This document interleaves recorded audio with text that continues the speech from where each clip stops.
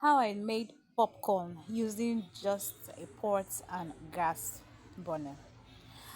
You dry, allow your pot to dry, add in your oil, then put in the quantity of corn you want, then cover it with a tight cover, allow it for some minutes. It's ready.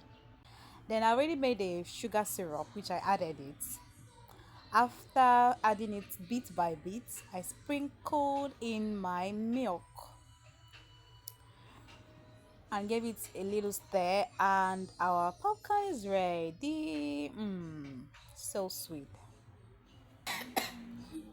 Sorry, darling.